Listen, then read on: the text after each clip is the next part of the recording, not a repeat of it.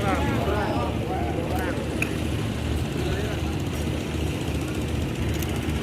itu Pak Lurah kuwi. Nama-nama Pak Lurah itu jadi motor. Oke, monggo dilanjutke.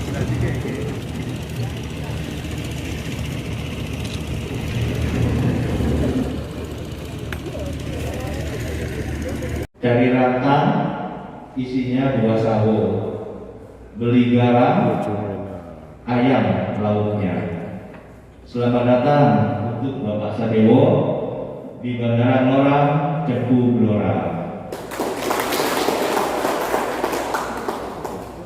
Baik Bapak, jadi kami melaporkan untuk program padat karya di tahun 2021 ini. Alhamdulillah kita telah melaksanakan, sedang melakukan pekerjaan. Sebagian besar memang itu mengambil dari tenaga lokal yang siap pakai Pak. Adapun pekerjaan tersebut secara garis besar kita ada talut drainase, ada obstacle, pembuatan gedung PK, pembangunan gedung operasional itu 13 unit, ada tempat ibadah, masalah pagar, bronjong, gapura, sampai dengan persiapan untuk terminal ini agar siap beroperasi. Adapun tenaga kita minimum 205 orang Bapak. Dan ini kita wanti-wanti, kita sudah tekankan kepada pelaksana, tidak diperbolehkan mengambil tenaga dari luar Blora Pak. Kita khususkan untuk Cepu. Dan alhamdulillah kita sudah berkoordinasi dengan Pak Camat dan Pak Lurah. Nah, tenaganya semua dari sini Pak. Kecuali nanti ada tenaga ahli misalkan untuk memasang fit dan sebagainya Bapak. Terus yang kedua, kami juga ada program Pak, kami membersamai dengan BNI Pak. Jadi kita ada program upah tanpa rupiah Pak, tapi bukan berarti nggak ada uangnya. Jadi setiap nanti 2 minggu sekali untuk pembayaran upah tukang itu tidak melalui uang cash Pak. Jadi dimasukkan ke dalam rekening dan cash dari BNI Pak. Saya menyambut baik karena ada beberapa poin di situ. Pertama, kita melakukan prokes untuk COVID ini Pak, tidak mengantri, tidak berkerumun dan tidak memegang uang cash. Yang kedua, juga memberikan edukasi kepada masyarakat sekitar pentingnya perbankan Pak. Tetapi kami meminta ke BNI tidak mengambil biaya administrasi Pak, seperti itu. Alhamdulillah ini sudah berjalan Pak, sehingga mungkin ini nanti kita akan terapkan dengan kegiatan-kegiatan yang lain Pak, seperti itu. Nah, terus yang ketiga juga untuk Bandara Ngora Pak, alhamdulillah pemerintah kita secara fisik sudah jadi Pak, tinggal perapihan dan melakukan interior supaya kita siap untuk beroperasi. Yang selanjutnya juga kita sudah didarati pesawat itu 6R untuk ATR 72 di tanggal 30 Desember tahun 2020 Bapak. Hal itu menandakan bahwa Bandara Ngora sudah layak beroperasi untuk pesawat ATR 72. Nah, PR kami yang selanjutnya menyelesaikan jalan masuk Pak, supaya nanti sesuai dengan standar pembangunan. Nah, selanjutnya Pak, untuk tanah Pak, kita masalahnya kita di tanah Pak, sehingga kami walaupun sudah siap beroperasi, kami tidak mempunyai perkantoran Pak. Sementara kita kantornya itu adalah direksi KIP yang kita sulap menjadi kantor Pak. Nah, nanti kami mohon untuk untuk perkantoran itu kita sudah planning kurang lebih itu 5 hektar Pak. 5 hektar, di situ ada perkantoran bandara, di situ ada aircraft, di situ ada meteorologi. Nah, selanjutnya juga untuk keamanan kita juga belum bisa maksimal karena runway kita sudah sesuai dengan standar, tetapi stripnya belum Pak. Kita masih mempunyai satu SP Pak. SP baru 1 dan standarnya adalah 2 Pak. Nah, selanjutnya juga kami mohon untuk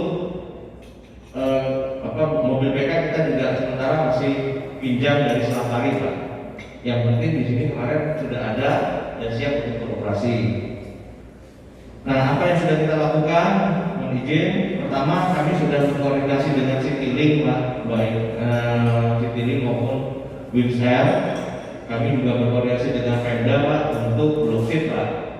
Tetapi mungkin karena pandemi, ada opsi Citylink supaya di sini tidak di blockade gitu, Pak. Tetapi kita akan mencoba terus karena output dari pembangunan ini adalah adanya pesawat, Pak. Terus yang kedua juga kami sudah ke kereta api, Pak. Kami koordinasi dengan Kadam 4 untuk mengkonekkan antara bandara dengan stasiun Kapuan, Pak. Kebetulan stasiunnya dekat dan itu tahun ini juga kita sudah ada pembangunan jalan antara bandara dengan stasiunnya, Pak. Insya Allah tahun ini selesai. Dan pihak kereta api siap untuk menyiapkan kereta KRD nanti mungkin untuk dari Kapuan menuju ke Bojonegoro, Bapak.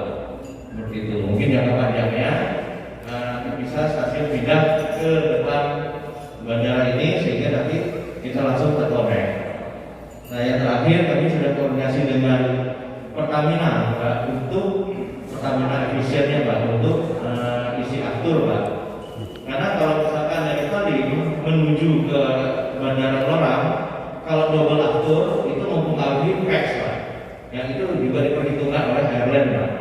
Untuk 5 penumpang kan lumayan, gitu.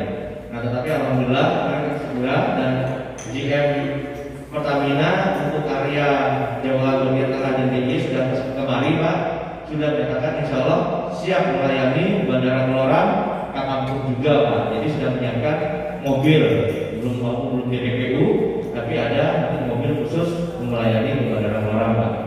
Mungkin itu yang bisa kami sampaikan kepada Bapak. Sekali lagi terima kasih atas kehadirannya Bapak di Bandara Lorang. Mudah-mudahan apa yang kita lakukan menjadi berkah kita semua.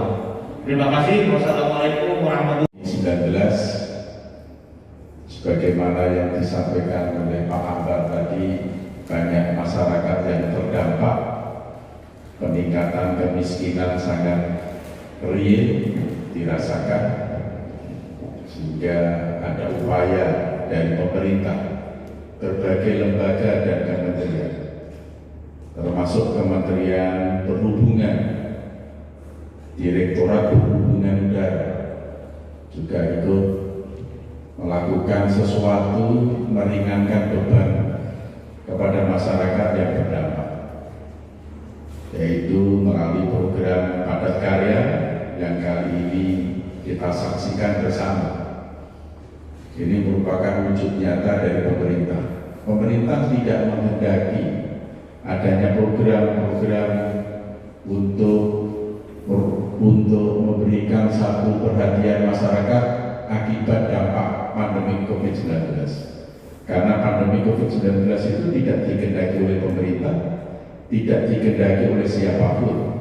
Jika program yang semacam ini mestinya bisa dilakukan kepada berbagai kalangan masyarakat, tidak hanya kepada masyarakat yang terdampak pandemi COVID-19.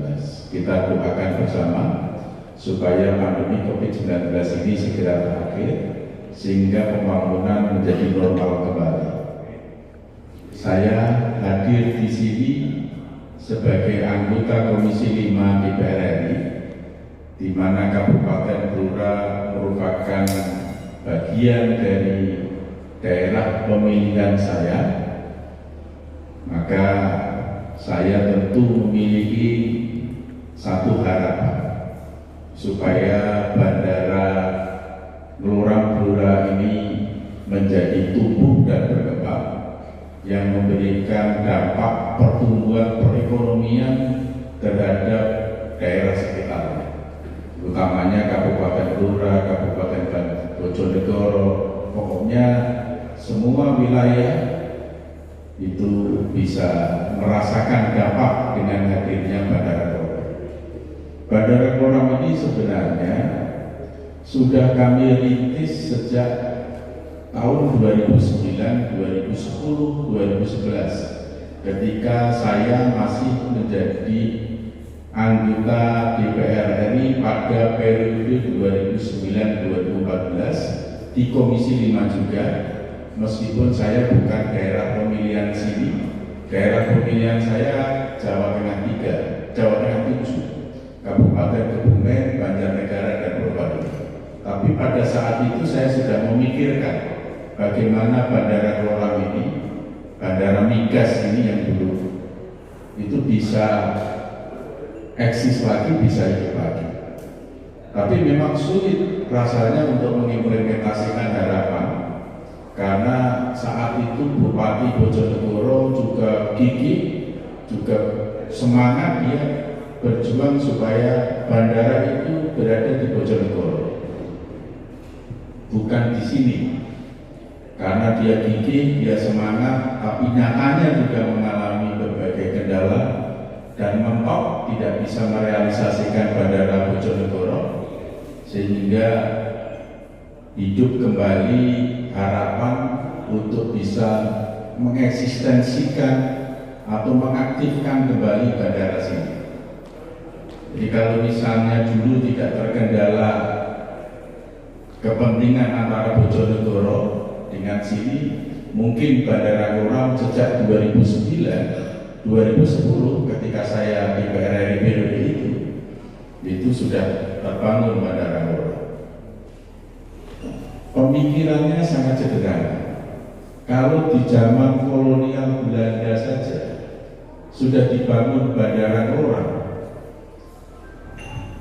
yang zaman itu dengan perkembangan satu zaman, peradaban, pertumbuhan perekonomian, tentu sangat relevan bila bandara yang dibangun pada saat kolonial Belanda itu diaktifkan kembali, pasti akan menjadi tuntutan zaman.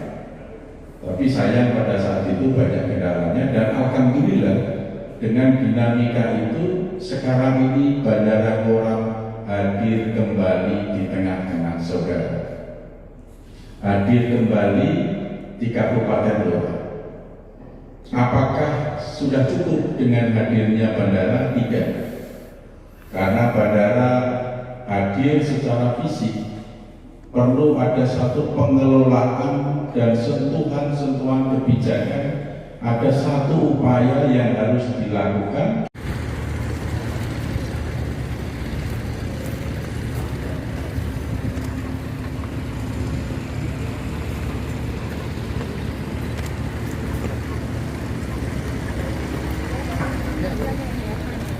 Lengkap sarana dan prasarananya sebagai bandara. Melalui penganggaran baik di tahun anggaran 2022 maupun tahun anggaran selanjutnya. Di sini masih ada kekurangan perkantoran, yaitu kantor untuk para petugas bandara, kantor BMKG, kemudian kantor navigasi. Selain itu, kami juga ingin memberikan dukungan kepada pemerintah, dalam hal ini Direktorat Perhubungan Udara, supaya melakukan koordinasi dengan airline agar ada kepastian airline untuk terbang ke Bandara Gloram atau Bandara Gloram ke daerah yang lain. Kemudian memberikan dukungan kepada Direktorat Udara juga melakukan koordinasi dengan para calon penumpang, karena di Cepu ini memiliki satu potensi alam yang sangat besar, dan pengelolaan sumber daya alam itu sudah menjadi satu hal yang nyata dengan hadirnya ExxonMobil, kemudian BP Migas di bidang energi lah, oil and gas. Ini sudah berjalan sekian tahun lamanya, dan perlu ada satu sarana transportasi udara untuk menunjang pertumbuhan energi minyak dan gas itu di daerah sini, dan energi gas itu juga memberikan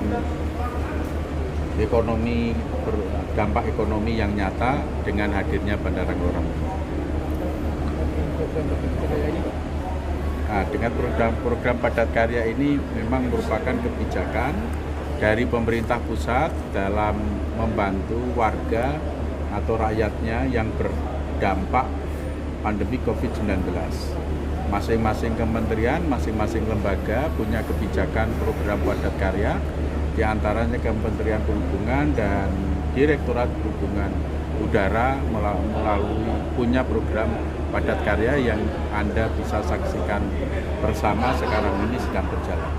Pak, kapan rencana DPR RI rombongan diajak ke Blora dengan naik pesawat? Oh ya, itu nanti akan kami agendakan dengan kawan-kawan anggota Komisi 5 melalui kunjungan spesifik atau kunjungan reses untuk bisa hadir di sini. Kalau kawan-kawan anggota DPR RI datang di sini, khususnya anggota Komisi 5, itu akan semakin memperkuat dukungan DPR RI terhadap eksistensi Bandara Ngloram. Rencana akan saya koordinasikan dengan kawan-kawan. Bandara dengan stasiun. Nah, itu menjadi sesuatu yang penting yang disampaikan oleh Kepala Bandara Ngloram, Pak Aryadi, sedang mengkoordinasikan dengan Daob 4 Semarang supaya ada kereta khusus dari Bojonegoro ke sini sampai ke stasiun Kapuan. Perlu kita dukung, kita perkuat. Nanti dari kami anggota Komisi 5 itu mendorong Pak Menteri Perhubungan atau Dirjen Udara dan Dirjen Kereta Api supaya apa yang menjadi usaha Kepala Bandara Ngloram Pak Aryadi itu nanti mendapatkan respon dari Direktorat Jenderal Perkeretaapian. Kira-kira untuk usulan anggarannya berapa Pak untuk membangun perkantoran tadi? Itu yang lebih tahu adalah Kepala Bandara Ngloram, tetapi kemarin sempat berkoordinasi dengan saya membangun perkantoran itu sekitar membutuhkan dana 30 miliaran ya, 30 miliar. Ya kantor Satuan Pelayanan Bandara, kantor BMKG, kantor Airnav, termasuk perparkirannya.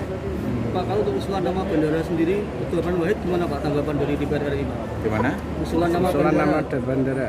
Nah ini memang yang perlu kita pikirkan ya, nama bandara. Apakah masih nama Bandara Ngloram atau Bandara Pahlawan Nasional atau apa, perlu kita koordinasikan dengan pemerintah daerah juga, dengan Bupati. Ya, kalau usulan dari kawan-kawan media punya nama siapa, sampaikan juga. Nanti juga akan kita pertimbangkan. Kemarin sudah ada usulan jadi Abdurrahman Wahid itu bagus juga, tidak jadi masalah. Pak Abdurrahman Wahid mantan Ketua Umum PBNU, mantan Presiden, itu tidak sembarangan. Kalau bandara sini punya nama Bandara Abdurrahman Wahid, itu luar biasa, ya kan? Supaya Bandara Ngloram sebesar nama bandara nama Abdurrahman Wahid. Kita pertimbangkan lah. Itu nanti otoritasnya ada di Menteri Perhubungan. Saya hanya mengkomunikasikan, mengkoordinasikan saja. Terima kasih Pak. Nama panjang Pak? Sudiwo.